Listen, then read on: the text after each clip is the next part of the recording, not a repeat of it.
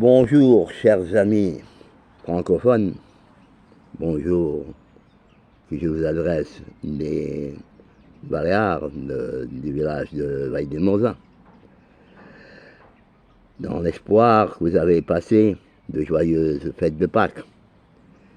Et je vais continuer avec ma lecture de ce que j'avais écrit quand j'avais 16 ans, dans les années 50, quand j'ai arrivé à Majorque, d'où sont originaires ma famille.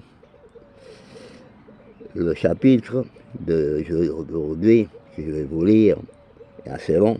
Je vais le diviser en plusieurs parties pour ne pas vous fatiguer. Ça continue l'histoire du mouvement national espagnol. L'unité politique espagnole.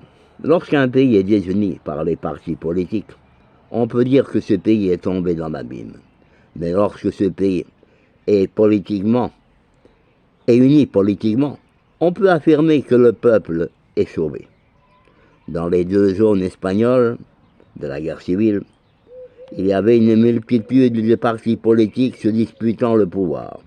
Chez les nationaux, il y avait les phalangistes, les carlistes, les royalistes et les démocrates chrétiens. Les deux partis plus importants étaient la phalange et la communion traditionnaliste, c'est-à-dire les carlistes. C'étaient surtout phalangistes et carlistes qui se disputèrent toujours la direction politique de l'Espagne nationaliste. Le général Franco et la junte d'État comprirent que pour le bien de l'Espagne, l'unité politique était nécessaire. Si on impose à une nation un parti unique, cette malheureuse nation tombera dans l'ignorance et dans l'esclavage. C'est le cas actuel de l'Union soviétique, actuelle, dans l'époque que j'ai écrit ça. Et des satellites communistes. Franco ne voulait pas imposer à l'Espagne un parti totalitaire. Bon, ça, c'est une opinion à moi, parce qu'après, il disait dans une interview qu'on lui avait fait dans un journal français, je crois, que ils allaient effectivement établir un régime totalitaire. Bon.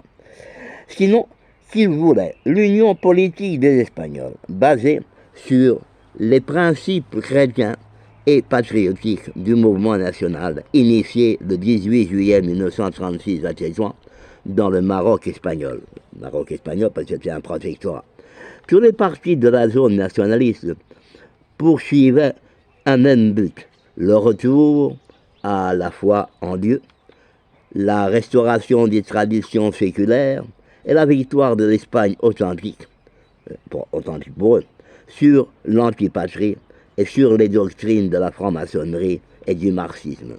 Aussi, ils comprirent que l'unité politique était très nécessaire à cette Espagne si affaiblie par la guerre civile et par les luttes intestines au XIXe siècle et le début du XXe siècle.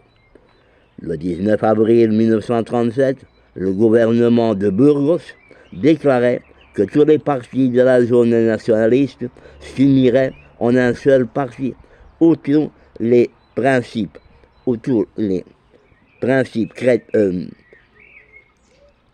chrétiens, où tous les principes chevaliers, patriotes et chrétiens, tous les principes chevaliers, patriotes et chrétiens seraient représentés